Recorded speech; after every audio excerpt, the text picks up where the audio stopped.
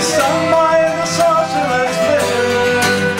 From coal mines and plastic and Hardy and Kane, nearly Barbara fought in the red stripes, and the young folk had died out in Spain.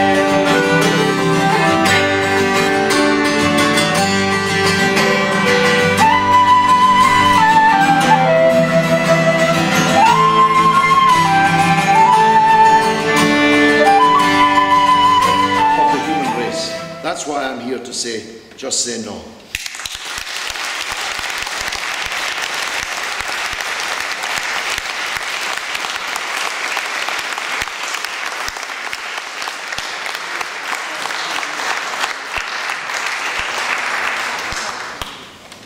Thank you very much, George. Well, it's over to you now. So I propose to take questions or contributions if they're relatively brief, and then I'll let the panel come back. If you are addressing your question to a particular member of the panel, just let me know. So, if you want to indicate, raise your hand, we'll get the discussion started. Who would like to go first? Gentleman there. This is mainly directed to the two guys who have got legislative voices, in a sense. Three of the main areas, I believe, that could dispel the SNP's notion of a fairer and just Scotland is the NHS, education and the banks.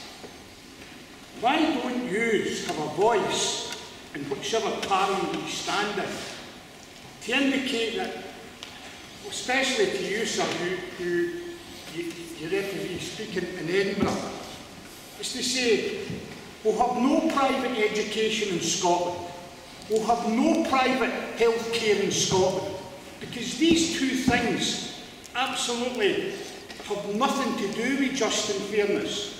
If we've got private schools in Scotland, we've got private hospitals in Scotland, we've got private consultancies that draw all the resources away from the NHS and education. And these things should be spoken about in Parliament, and that nails the line about fairness and an independent Scotland. And to me also, the banks, the lady there works in the banks, why don't you call for the banks to be nationalised? Why don't we do this? Yous are the guys that can say this, and I can speak to my heart's content to my friends on Facebook or to whoever, in my workplace, but you guys have the voice to do that, and you should be doing it. And so far, I don't think you have done it, and I think we need to hear more of it. Can I say that you maybe don't hear us very often, because when you say things like that, then the press are not particularly interested.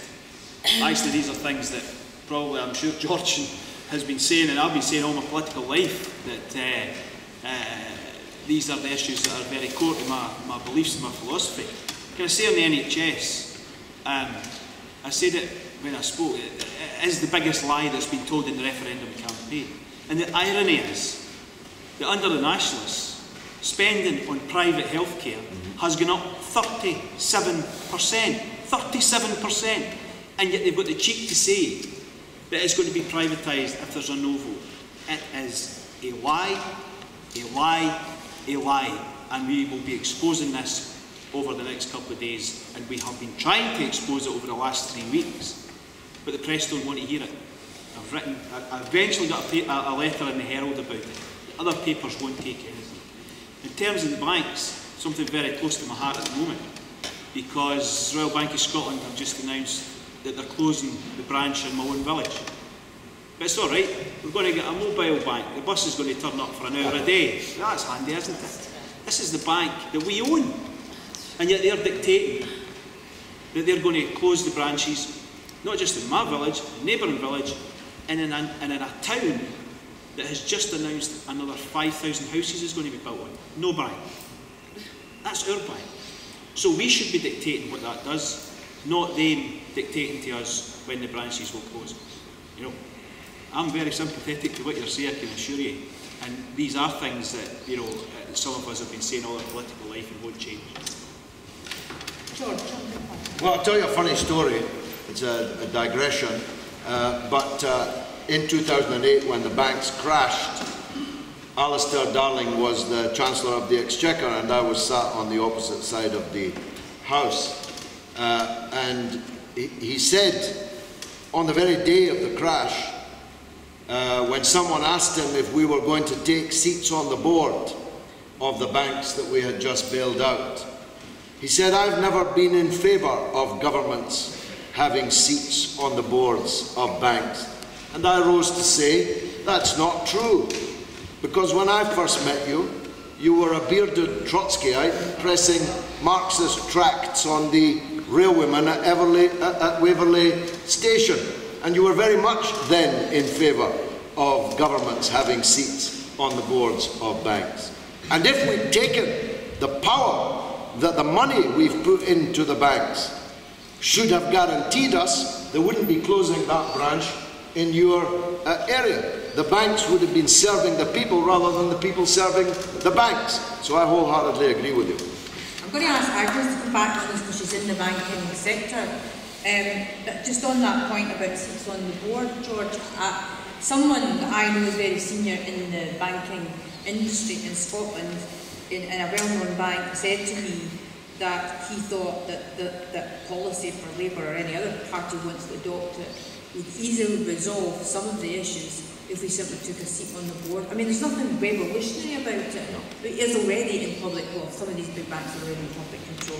Anyway, Agnes, you want to reply on that? Yeah, even as someone who works in a bank and has benefited from the bailout, I actually believe that the time that at least one of the banks should have been allowed to fail. And my reasons for that are based on my politics.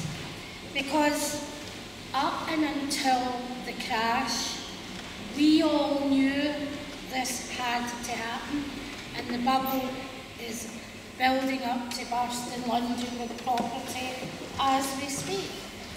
So if what happened was Gordon Brown and Alistair Darling bailed out the banks and let them carry on as usual.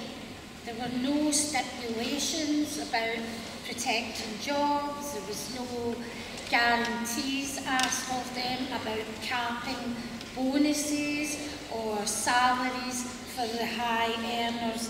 So I think that the masters of the universe would have benefited by seeing at least one bank crash. And if it was mine, so be it.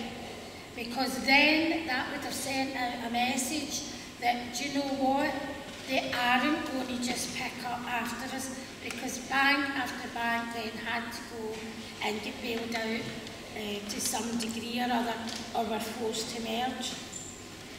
And it was also Alistair Darling that signed off Fred Goodwin's pensioning package when he left. But the whole thing about the finance sector is really bizarre, because it's like watching football players moving from one team to the other, the way bankers, the senior bankers, chief executives, move from one company to the other. There was a guy called Mark Fisher at the time, and he was part of what they called the bad bank, and he's now in a very senior position in Lloyds Banking Group.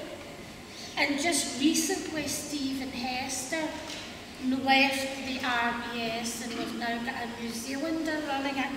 And Stephen Hester is now with the Royal Sun Alliance on a salary of £900,000 a year. So at some point, and I think George is right, at some point, somebody that we owned this company that I work for, at some point somebody has to take responsibility for its expenditure, and not just the Tories and the Lib Dem government just signing off. Yeah, you can pay them. You can't pay them 200% of their bonus, either 200% bonus, but you can pay them 100% of their salary. That's an absolute nonsense. Nothing has changed. And what we are seeing now, in order to save money, the people that I represent as a trade unionist are losing their jobs. Over 30,000 are RBS, people have lost their jobs. That's just the RBS. So there wasn't even a stipulation that they had to keep these people in work. Somebody has to pay for these big wages and they're paying back to government. And in terms of closing branches, they're hiding behind the myth that the customers want to use IT. They don't want to get any branches. Now that's up to all you to disabuse the bank that you're associated with of that. It's up to you when you say, I want my bank open, because nobody's complaining, and that's why they get away with what they get away with. It's a culture. John wants, yeah, well, I think it was an important response because, well, I'm going to let John have a minute on this before we go back to the audience. Very quickly. Perhaps you could address the question, I think, to bring it back, if you like, to the topic, which is, any of these issues that have been raised by the audience of the platform, have they been addressed as in the independence referendum? Well, I just wanted to say that the major reason why these banks are now being salami sliced and re-privatised is, of course, EU regulations. It is precisely that. They're set down in detail what has to happen. And of course, who backs EU membership? Mr. Salmon. And what kind of a bank do we want? It's not just a matter that these are big banks and they're being mismanaged and they cause disaster and have caused it. The only way of getting, even as a reformist proposal, the only way of getting the economy going is if you've got a public sector bank that invests in real production and in industry. And we've not had that in this country. If we had it, we would have been able to climb out of recession and not be based on zero, our jobs and all the rest. And that is what SNP stands for.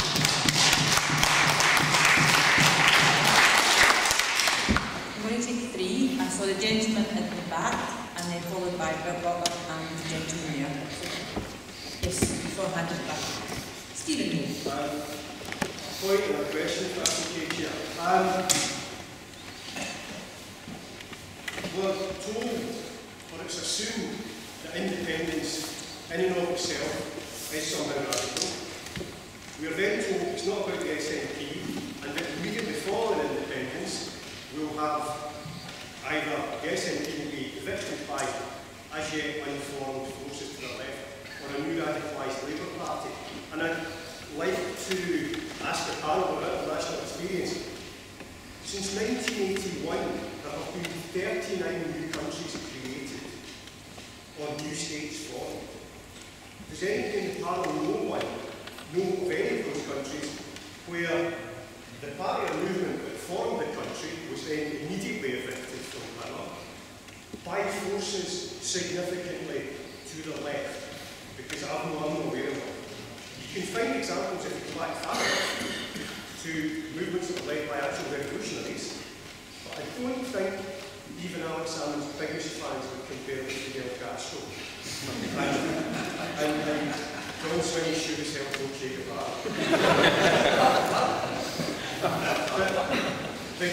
The radicals would urge us to vote yes. We'll talk about we can solve this problem, we can solve this problem, we can solve this problem. They usually, when they're talking about whatever evils that is, whatever evil that is, leave off the word in Scotland. Whatever facet of the UK it is that we don't like, we solve that problem. We solve that problem in Scotland. So for 90% of people afflicted by that problem is still there. The House of Lords is still there. The police is still there. Independence isn't standing up to the challenge of those problems, it's stepping aside from them. I think we can do better.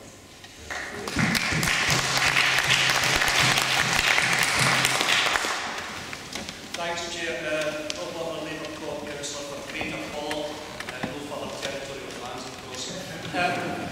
Members of the panel have talked about the, how can I put it, the troubled relationship that the separatists have with truth, or the concept of truth.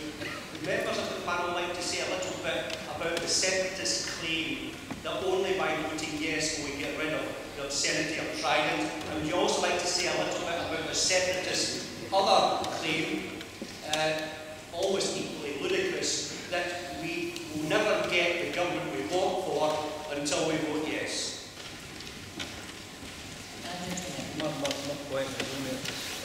well as that as well. John Trident, you know, now that some on the left believe that if they vote yes, they'll get rid of Trident. The CND have adopted a yes policy, you know, which disappoints me, you know. So how can they equate that with being in NATO? How are they going to square the circle, you know? I think it's a ludicrous position, that's my point of view, but maybe you could elaborate on that. Thanks, Pauline. On Stephen's point, I can answer his question. There have been none. There is no example in that period where the party or movement that brought about separation and so-called independence has been removed from power. Indeed, if you look at the history of the 20th century as a whole, overwhelmingly, I mean, Eamon de Valera was the President of Ireland until he was 91 years old. Now, I don't know if Alex Salmond will reach 91. I don't mean to be personal, but after him, it'll be Nicola Sturgeon until she's 91. That's the truth of the matter. They will write the Constitution, and the dichotomy that will exist in Scotland, an independent Scotland, will not be between left and right. It will be on where did you stand on the independence question, just like it was after the Irish Civil War. The reason that de Valera and his people stayed in power for so long was because they were able to portray their principal opponents as traitors, quislings, collaborators, the English party, and so on. There is no example in the period you specify of the breakup of countries leading to more left or progressive party power in its stead. Indeed, quite the opposite. I mean, if you think of the breakup of the former Soviet Union, the breakup of the former socialist countries, the breakup of Yugoslavia, and so on. Quite the opposite has happened. Now, the Trident question is one I meant to deal with in my opening remarks. It is the height of hypocrisy to say that you're going to get rid of nuclear weapons when you are immediately going to apply to join NATO, the most aggressive, the most dangerous, and the most heavily nuclear-armed alliance that the Earth has ever seen, which has expanded its territory of operation to that well-known North Atlantic destination of Libya, the Persian Gulf, the Ukraine, and so on. It is, in any case, if the point of getting rid of it, Bill, as you know, as against nuclear weapons as anybody in this room, I was arrested at Faz Lane and gave the only ever interview conducted upside down to the BBC as I was being carried off by 6 of Strathclyde's finest police officers and thrown into Greenock jail. So nobody can lecture me about nuclear weapons. But if the point of moving them from the Clyde is to make us safer, how much safer will we be if the Trident is moved from the Clyde to the Tyne? If there's an attack on our first strike nuclear capability, Scotland will be dust in a second, whether it's on the Clyde or whether it's on the Tyne. And by the way, if it wasn't for the Scottish MPs still sitting at Westminster, if Scotland had become independent the year before last, prior to last August, Britain would already be at war with Syria, with Iran, with Russia and China, because we won that vote by just 13 of a majority. Otherwise, Cameron and Obama would already have been at war with Syria.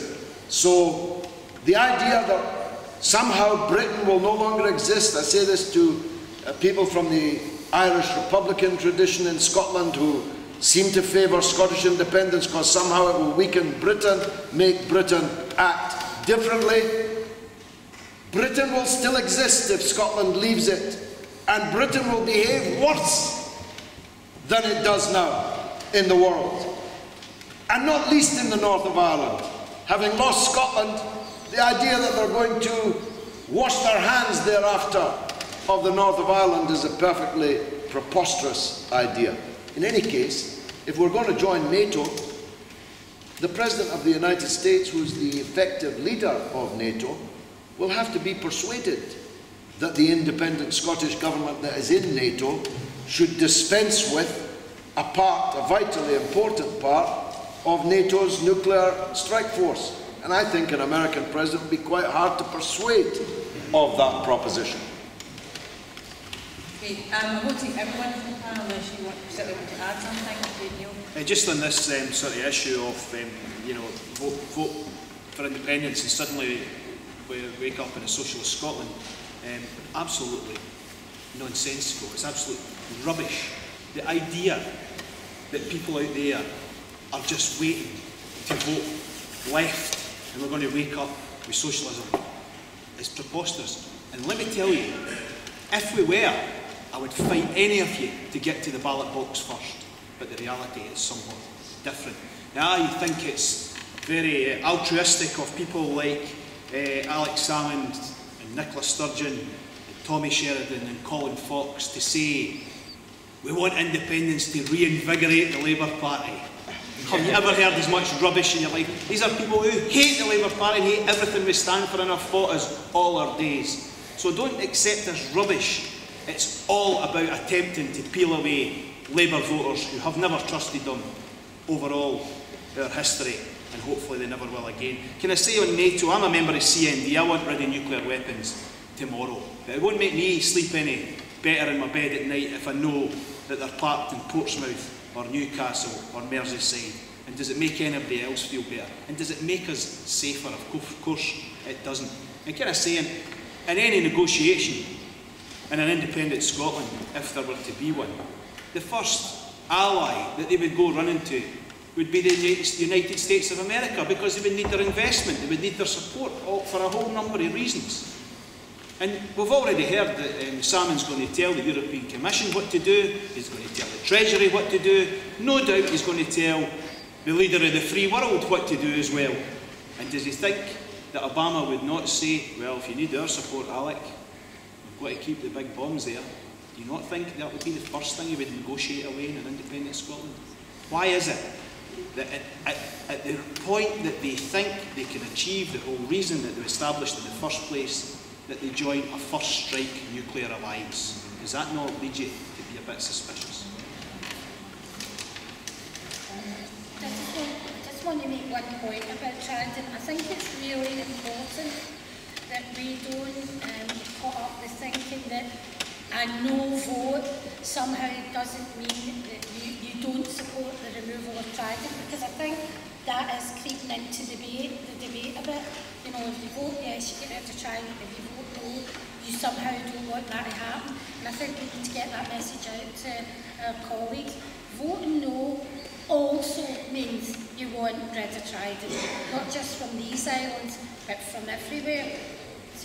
Yeah, well, just to come in and say that for the reasons we've heard from George, because of the balance of MPs, if we are going to get rid of Trident, not just hypocritically shift it 200 miles to the south, if we're going to get rid of it, it's going to have to be got rid of by the British Parliament, and it's going to have to be a campaign at that level.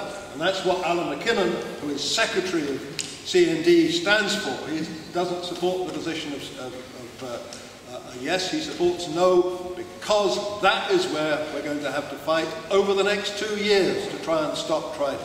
And just also to remind you that the NATO summit in Cardiff this autumn, and one of the decisions it's going to take to firm up NATO, to give it greater power, is shift its headquarters from Brussels to the east of Europe. They haven't specified where, but it will probably be either Poland or one of the Baltic republics. And can you think of anything more dangerous than that? And Scotland would be part of that first strike alliance.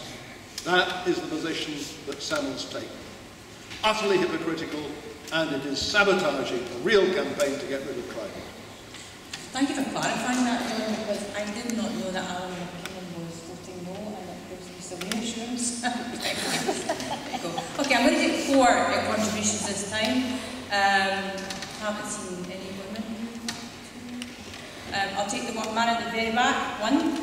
the man here in the Free Palestine t-shirt, two, gentleman at the front, and then gentleman at the front before. So, you're first. Thank you very much for stopping out from the IMG.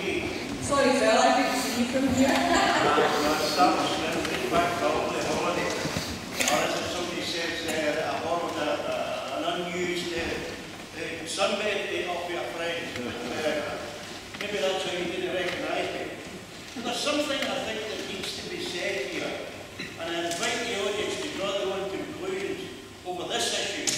There's many, many issues over the question of independence, whether we vote yes or whether we vote no. But the vote final process is to make sure that we do turn out and vote in massive numbers.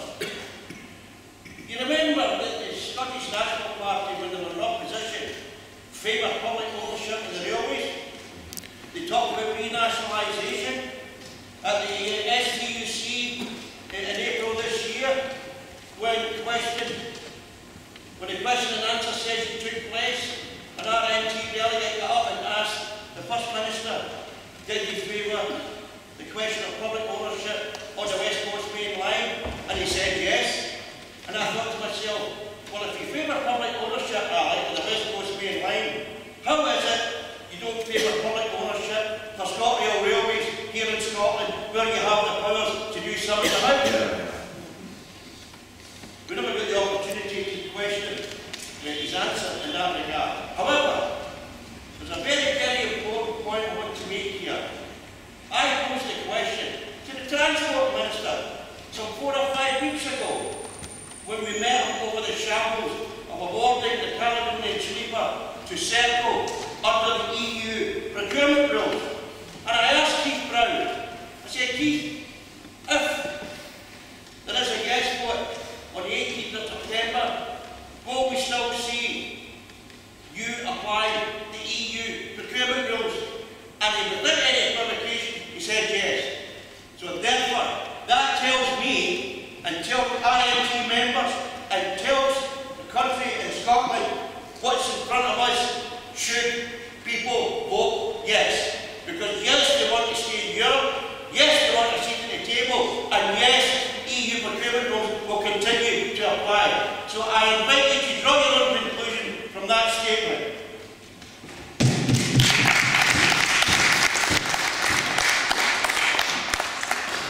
Probably directors at STUC. You're saying about NHS privatisation. Now, next year, there's going to be 60 firms bidding on £120 billion a year contract in England. Now, you're saying healthcare is devolved in Scotland, which is true, but the budget set for it is not in our control. So, if they lose £120 billion a year from the NHS, well, they are next year, we lose £1 for every £10 that England don't put into it. So that equates to roughly £12 billion a year we would lose. What's the contingency plan for healthcare in Scotland? Ian Drummond from the Respect Party in Scotland. RBS and Fred the Shred was mentioned. I was actually at a debate about independence a couple of months ago where one of the yes speakers was Fred the Shred's former spin doctor during the crash. So that shows how Andrew Wilson, that shows how progressive the yes side really are. Former SNP MSP and Fred the Shred spin doctor. And one of his many schoolboy howlers was this dirge that I've heard on yes stalls as well.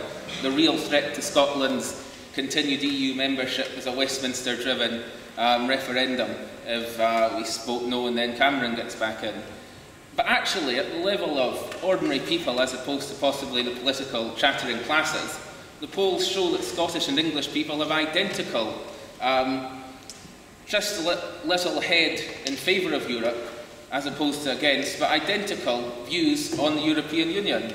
And certainly the idea that Scots are so pro-EU that they'd vote to leave a 300-year-old national union to stay in the European Union, when the European Union, with one veto that Spain or Italy or Belgium or any of the countries that could break up over would use to keep us out, is just completely absurd, just to avoid being consulted on the matter, actually, when in fact this referendum is really about opening up politics. they should be having another referendum or consultation on whether an independent Scotland even wanted to be in the EU. So basically, the SNP hate UKIP. They say vote for us to keep out UKIP, and it doesn't work. UKIP actually get in Scotland. But they're actually so similar when you come to think about it. Leaving the Union, blaming the foreigners that they're leaving behind in the Union, and keeping the pound. Though actually the SNP's version of keeping the pound would be a bit like Nigel Farage trying to keep the euro after they leave the EU, because there'd be no input from Scotland at all in how it's run. But the people the guy who said Sean Swinney and Alex Salmond are no Fidel and Shea, well, the people who say that Fidel and Shea are too right-wing also, and they're never done criticising Chavez and Mandela for being just social democrats. But then they say that Salmond and Sturgeon are social democrats, so that makes them all right. I think you know the kind of lefties I'm talking about here. They always say, no, but at least the SNP is a pro-immigration party, unlike all the others, so that makes them better.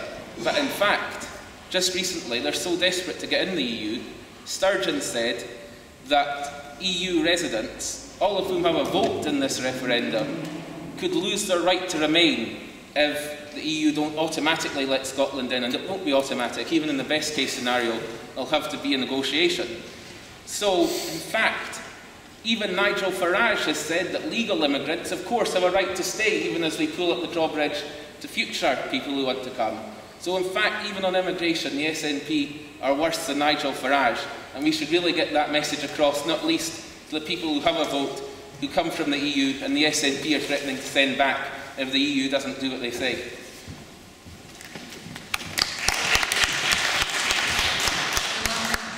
Yeah, I'm a socialist who's in favour of a no vote. I think we have to ask why so many working class people are wanting to vote for yes, and you see it. I mean, I've got friends and associates that are going to vote yes because things are getting desperate for people. We've got food banks, we've got the benefit sanctions, you've got lower wages, you've got rents going up. People are looking for some alternative. And we have to be realistic. The Labour Party and the Labour leadership have not been presenting that alternative.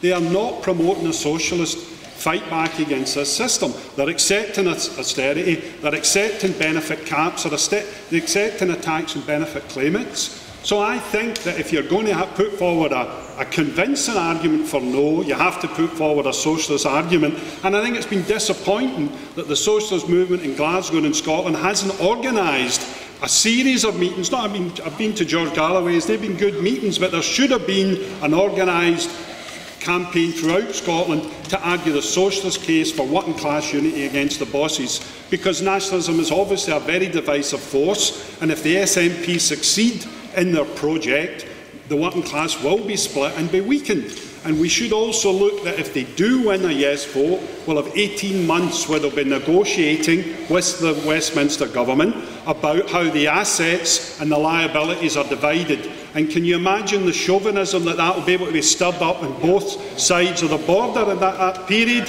How are we going to build the anti-austerity movement that we need if we're in a situation where working class people are being turned against each other, when the Scots are being told, this is yours, you've got to fight for it, the English are being lined up with their bosses and says, these are our things, we want to hold on to them? That will be a very difficult circumstance for socialists to fight back. But I do think that the major responsibility for the growth of nationalism in Scotland is New Labour and the leadership that they gave, which was to betray the working class.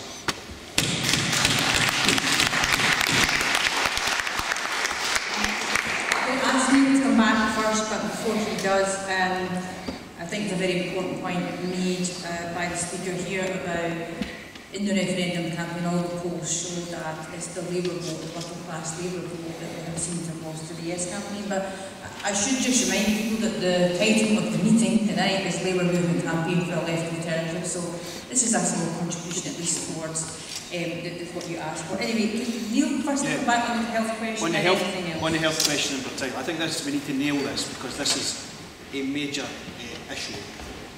That the situation you portray with contracts being put forward in England is a disgrace, and Labour is committed to repealing the Health and Social Care Act in England that allows that to happen.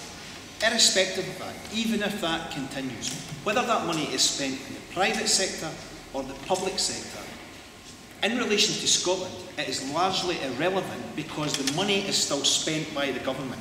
It's still taxpayers' money. The fact that you procure it in the private sector, it's still taxpayers' money. Are you saying it's not? I'm not saying it's not. So it is. I'm just saying the money allocated to Scotland will be directly influenced by how much public spending. Yes. Now, but you have to make assumptions on that. You have to make an assumption that the private sector healthcare that is being purchased is cheaper and as efficient as being procured in the public sector. It never is. If that was the case, then the American system would be the most efficient in the world. It is the most inefficient in the world.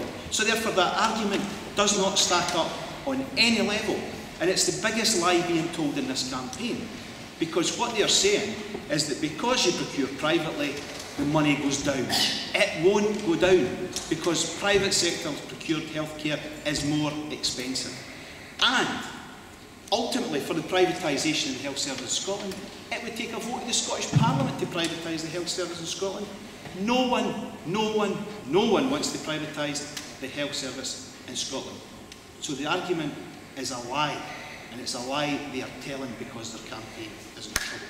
Can I say, in terms of Phil, Labour has made a commitment to a not-for-profit and to look at a cooperative railway, and I think that's a big advance. I think the issue we have at the moment and some of the subsidy that's given to the railways at the moment, I think is crazy, because in effect what you do is you shovel subsidy into the company and they shovel it straight back out into the shareholders. Why do we not just miss out the train company and give all the money to the shareholders? Because that's in effect what they're doing. It is bonkers. Well, that's fine, Phil, but that's not good enough. Well, it's sorry, it's not good enough for me. Well, Phil, let me answer you honestly. That's the position we're in at the moment, that there is a move for a not-for-profit railway. And I would personally, I would want that to be back as a nationalised railway. That's my personal position. I think you know that anyway, as a member of the RMT group in the Parliament. And can I say to my friend at the front here, I think you'd make a number of good points, and I'm glad you're a socialist who's voting no. Can I say that we have done lots of meetings, lots in this city, John. Indeed, I think this is my 62nd meeting over the last 2 years on the issue of the Constitution at various forums. I see people in here who have been at a number of those meetings.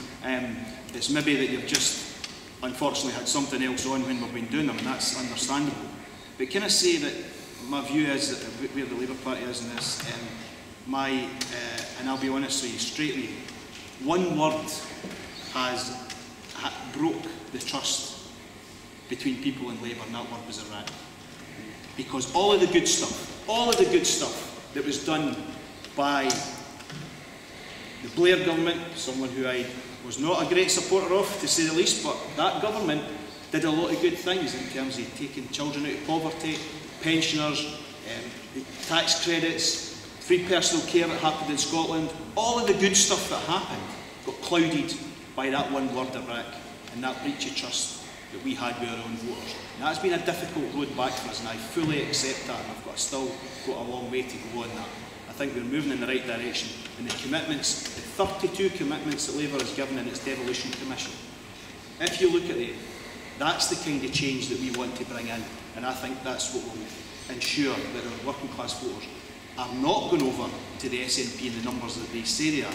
I'm out every day chapping doors. The response we are getting on the doorstep does not reflect the PR spin that we're getting from the SNP. Thank you. And before Phil McGarry leaves us, are you about to leave us? Maybe you would hear just from the other panellists on the question of public ownership, if anyone else. Well, I think the one word you were reaching for was not Iraq, but Blair.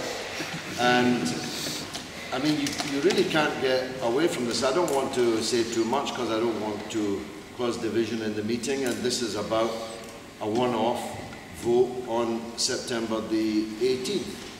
But Pauline was right to recall our long history together, which goes back to her early student days, and I was very proud of her as a member of the Scottish Parliament and any part I played in bringing that about. But I don't know if she recalls on Bars Road during her election campaign when I stopped some shipyard workers in the street and asked them to vote for Pauline, vote Labour at the Scottish Parliament elections. That was our first election, a long time ago and long before Iraq.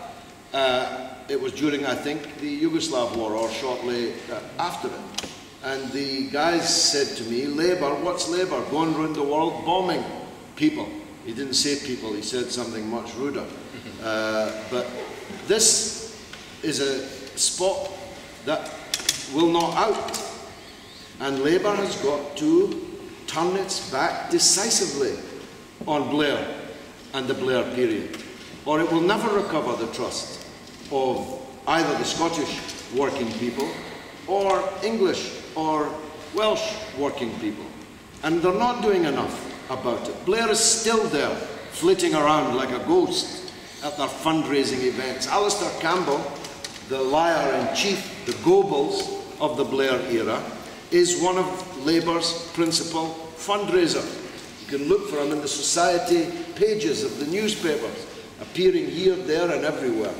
Peter Mandelson's back, and so on. This failure to turn away from the treachery of the Blair era. I mean, you said that he'd done this and that good thing. He's the one that introduced the part privatisation. He's the one that introduced the PFIs and the rest of it. He's the one that argued that private was better than public. And you're going to have to turn away from this. You should stop apologising for it. You should stop trying to set it in context. Blair is toxic poison. And until you recognise that, Could I clarify something for my friend John? I have never defended Blair on anything. Never. What I'm saying is that the Labour Party did some good things, always did some good things. Indeed, in your speech last night, I'm sure you'll elaborate on this, George, when you mentioned over the history of the Labour movement, the good things that have been done, and they should never forget that. But I genuinely believe that that Iraq issue clouds out people's judgment, and I fully understand why. Truth in both, I think. Thank you. Right, John, you want to say something? I just want to say something about public ownership and about the railways. We've heard about the Labour Party. Well, the Labour Party is always a party that has responded to the level of trade union activity, mobilisation and politics, and to the mass movement in the country. That happened in the 1970s, where we had the most radical Labour Party agenda ever for an irreversible shift of wealth and power in favour of working people. Well, they nationalised a lot in those years, scrapped all the anti-trade union laws. That has to happen again. That is really the starting point that we are at the moment. We've got to go forward from this referendum to try and reunite the left and build a movement across Britain. And Phil, who raised the point about the ownership of the railways, is also convener of the People's Assembly in Scotland. And that is a movement that unites people across Britain, which is backed by the TUC and the STUC, and it is committed to public ownership and to end austerity. And that's what we've got to unite for. But the first stage of that is to win this referendum, because if we don't, we will be stuck. We won't be able to take forward that unity, and that's why I'd appeal to the comrade in the front. There are leaflets here to be given out over the next few weeks. We've got to use that material, and we've got to get out and campaign.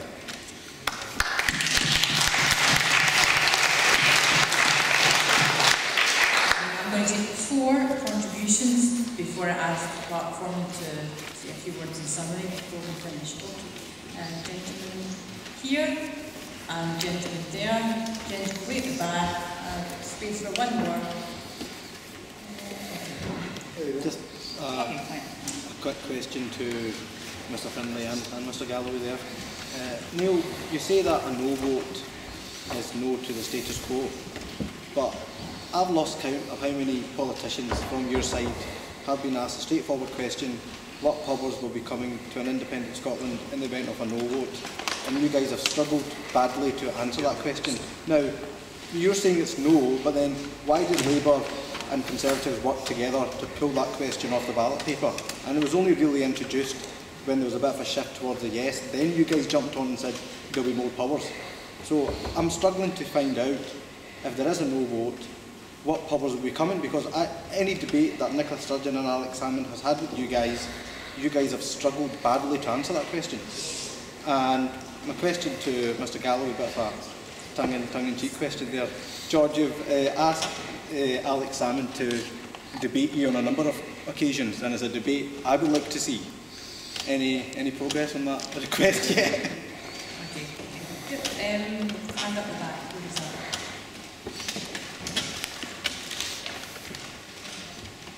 Yes. I'd like to thank the panel for great contributions. It gives us ammunition for the coming weeks, of the final weeks of this campaign. And speaking on behalf of the Federation of Entertainment Unions, actually, that's the Musicians Union, Vector, Equity, etc., etc. And we are very concerned that in the coming week it reaches the point where the postal vote is being put in a big way, and still people don't know what currency we're going to use. The fact is that an independent Scotland would be forced, after 2 or 3 years, if we wanted to join the European Union, to actually adopt the euro currency and look at the arts. I'm concerned about the arts, my colleagues are concerned about the arts. The third pillar of funding after the free education for all and the National Health Service was arts for all after the Second World War. We're very concerned about funding in Scotland if Scotland is forced to adopt a bobby currency or eventually the euro, because look at the arts in Ireland, look at the arts in Greece, Spain and Portugal, and Scotland will be under the control of the European Central Bank. It would no longer be independent at all. So what I would advocate is an urgent campaign now to get out there and simply win this vote. And to that end, colleagues and myself are going to have a concert for class unity in this very hall on September the 5th. I'll give you a leaflet later. I would like to invite you all to come along. Maybe Pauline will sing our song, and Vince Rose will come along and sing his Socialist Vision song as a world premiere. So that'd be great to see you all back on September the 5th. Thanks.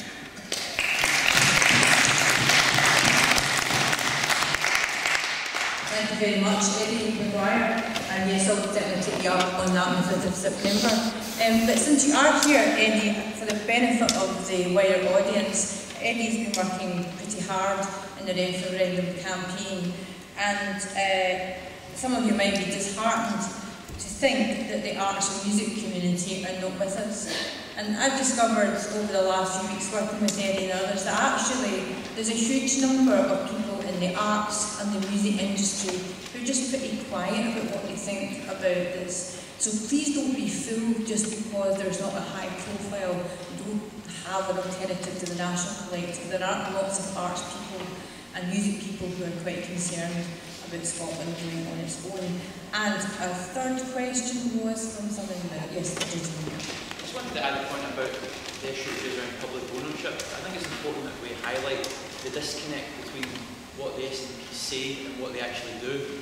And I think there's a huge duplicity at the heart of that, and what they suggest will happen in the event of a yes vote.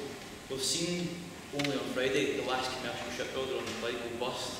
That's a shipyard that is entirely dependent on the Scottish Government for orders through the Calmac ferries, which are nationalised, which are nationally owned. They've been giving orders to Germany and allowing this shipyard to go to the wall. What does that say about the future of shipbuilding in this city? What does it say about the grandiose claims that were made about reindustrialisation of Scotland? And it's quite dismaying to see some of the UCS veterans line up behind the Yes campaign when we're seeing Scottish shipbuilding die under the SNP's watch. I think it's important that point is raised. Thanks very much.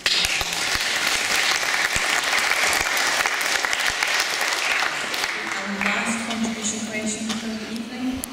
Yeah, I'd like to address the point that John Foster raised there about the rebuilding of a working class movement after the referendum.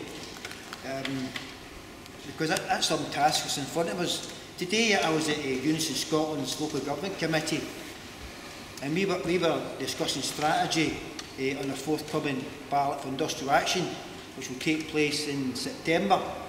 Because local government workers have lost 20% of their wages since 2008. A fifth of our wages we've lost as they shovel money into the into the banking industry. And it's been very difficult over these years to win workers in that industry, local government, to fight back. We've never really managed to win a ballot for action. And what's really galling through that time is that when you compare that on one hand, yet in this referendum campaign, we've seen people who have not been active for years, for decades. I've seen people who I've never seen in the movement for decades getting themselves in a lather about a separate Scotland. And yet, come the 19th of September, we're going to need to work with these people to build this sort of class unity that John Foster talked about. And therefore I think it's very important the way we carry out our campaign. I know it's difficult, and I think some of us, including myself, have fallen into the trap, but I think we've got to keep in a foremost as our class politics, and we recognise that if we're going to make any advance towards a progressive Scotland, a progressive Britain, that we've got to try and keep these people on board, that class politics is central to any move leftwards across Scotland and across Britain.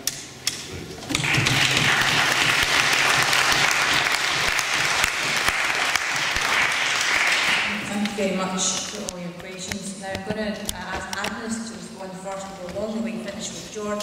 So if the panel could answer the questions, which probably falls to Neil to answer the questions about the powers of the Scottish Parliament and the reformed Scottish Parliament, shipbuilding, Calmac ferries, and the issue raised by the last speaker. Agnes, and anything else you want to say?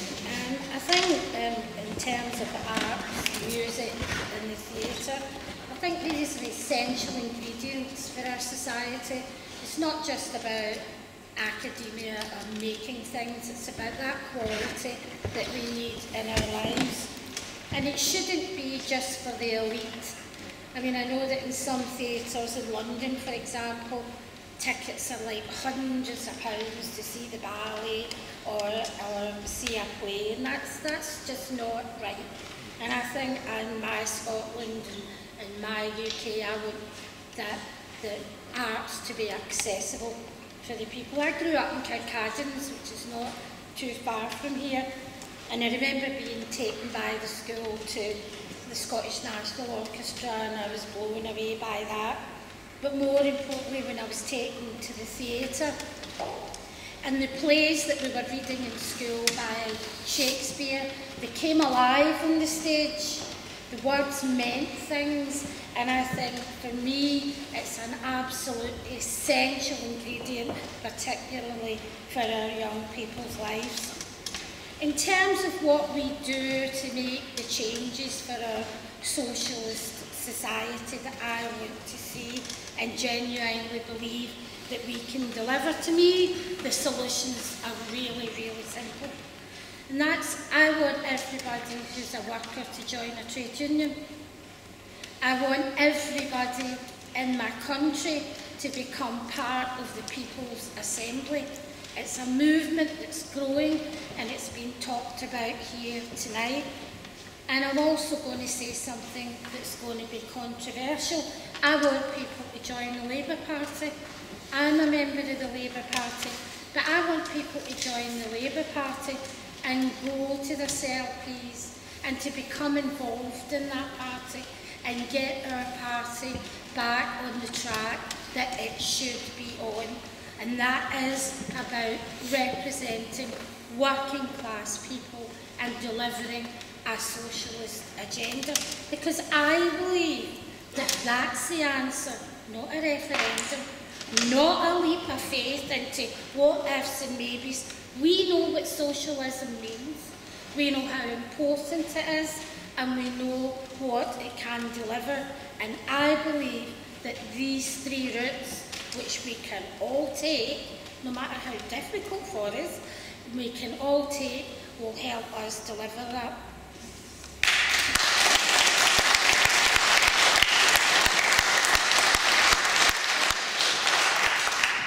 Well, I'm very glad that Eddie raised the issue of song, theatre and poetry and the importance of that and of protecting it. And we should remember that Scottish culture was transformed from being dingy, bourgeois middle class, transformed in the 1970s, and some of us, quite a lot of us here I think, remember that period, and remember that transformation of the theatre companies that went round the miners' welfares, and remember the transformation of the whole cultural scene in Scotland. That came from the spirit of working class unity. And that working class unity is an inspiring thing to take forward. That is the inspiration, I think, that we have to take from this meeting on the powers, on the issues of powers for a Scottish Parliament. Well, there is a mistaken belief, and I think it's a dishonest mistaken belief. You just ask for more powers. You ask for more tax-raising powers.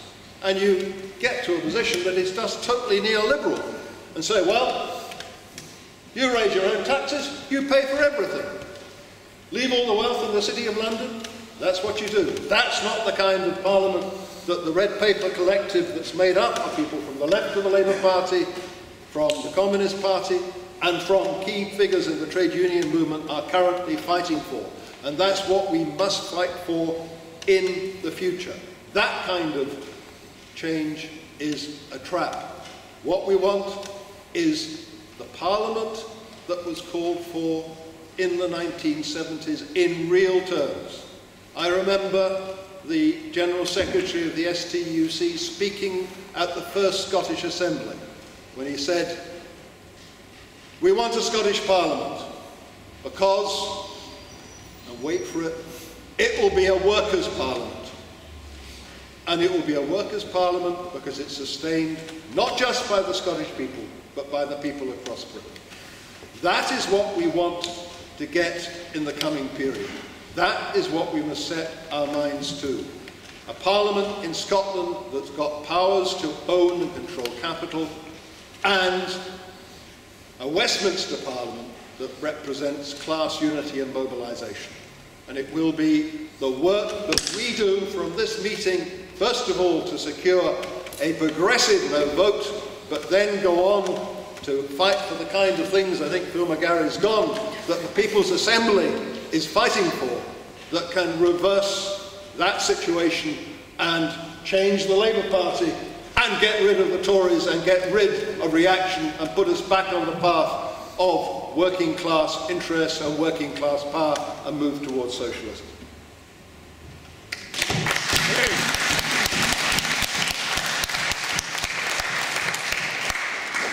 Eddie, I look forward to the concert for class unity. Sounds like just my kind of gig, but I will be an audience member since I can't sing a note or play an instrument, so you can flog me a ticket afterwards. In terms of the issue you raised in terms of more powers, the Devolution Commission document, which you can find in the Labour Party website, has 32 recommendations for new powers and change. I'll not go through all 32, but borrowing powers, powers over income tax, powers over housing benefit and attendance allowance, new powers for local government, devolution of things like the work programme, a UK level 50p tax rate, bankers bonus tax, devolved issues over payday loans and gambling, the Crown Estate, new deal for the islands communities, and so on and so forth. It goes on and on and on. So there's plenty of meat on the bones there, and I can certainly, if you give me your details, I can send you the link to that, no problem. I think this has been a good meeting. This is the type of meeting that we have been having up and down the country.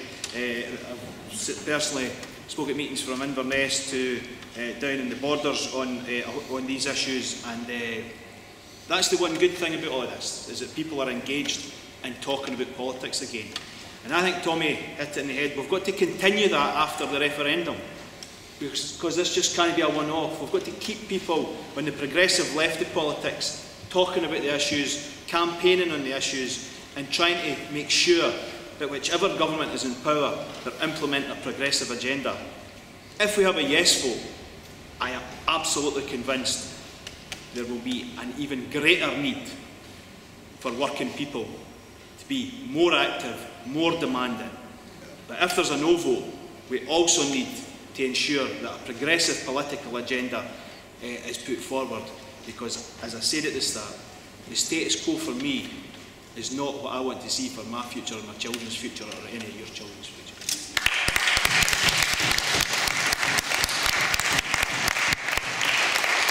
Well, there's no shortcut to the kind of things that John Foster was talking about, our friend at the front was talking about. If there was a shortcut, I'd have found it by now, and I'd be telling you all about it. Inch by inch, incrementally, we have to move forward towards the kind of future that most or all of the people in this hall want to see. Not just for the people of this small island, but of the wider world. A no vote is a necessary but not sufficient condition. But it is necessary, because the kind of things that are being talked about here this evening will be far less possible in the future if the vote goes the other way. So it's necessary but not sufficient, but it's definitely necessary. Now, I have been dismayed. That's why I got involved. Believe me, I have many other things to do, both in my own constituency and in international affairs. I became involved because I became concerned a year or so ago, and for the first few months of this year, that we were going to lose. And partly going to lose by default because of the poor nature of the no mechanism and spokespeople. That's why I challenged Alex Salmond to a debate. He hasn't got back to me yet, by the way, but I'm still hopeful. But Alistair Darling, whom I didn't malign, I just reminded you of his history earlier, did really well in the debate the other night. I'm just worried that he doesn't do quite so well in the next one. There is no doubt that we're up against it. Not to get a majority. I'm convinced that we'll get a majority. But if the majority is narrow, then we'll be into a never-ending. And the pre-existing divisions in Scotland, which is the elephant in this room that none of us talked about, are serious enough without adding another division in Scotland on top of that, so that everything over the next 10 years becomes, in a 51-49 no vote, that it was you, you traitor, and so on. That's why we need a big majority.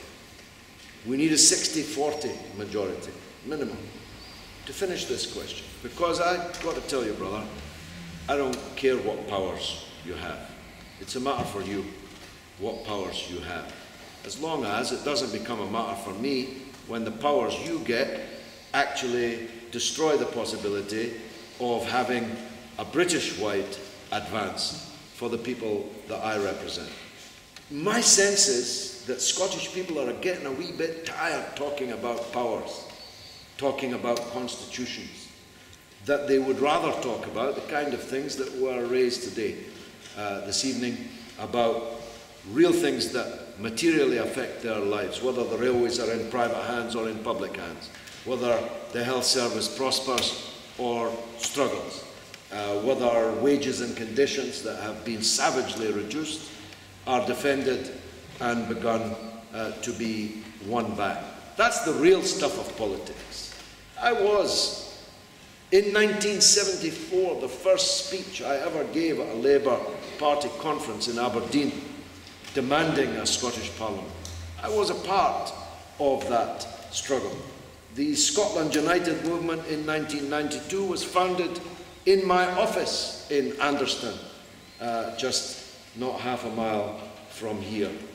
I'm in favour of Home Rule, but not so that Home Rule could become the breakup of the country and the weakening of working people on both sides of the border. And that's the only yardstick I apply to the question of what powers. I'm not so interested in whether Labour are offering more powers, but whether they're going to take power and not just office in 2015 and use that power to bring about that irreversible shift that John Foster, quoting Tony Benn and the Labour Manifesto of 1974, Labour's programme for Britain, set out to achieve. We failed then, but we must succeed. I still believe that the cause of Labour is the hope of the world. I still believe, as Rosa Luxemburg put it, that the choice in the world was socialism or barbarism. Scottish nationalism, Alex Salmond, John Sweeney, Nicola Sturgeon have nothing to do with any of these things. That's why we should reject it.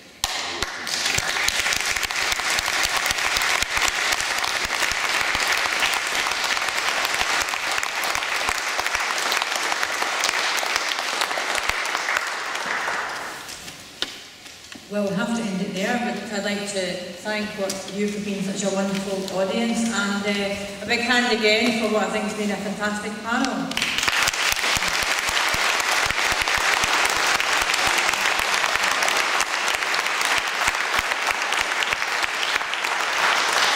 As everyone has said, there's life after the referendum, a lot to fight for. And I just picked up this leaflet, Neil, that I saw you with, which is, I think, Sunday the 5th of October, What Now for the Labour Movement, chaired by Vicky Grand, and of course Neil was speaking at that too. So we're still thinking ahead, so there's something else for you to think about. So thank you once again for coming along. Thank you, Chair.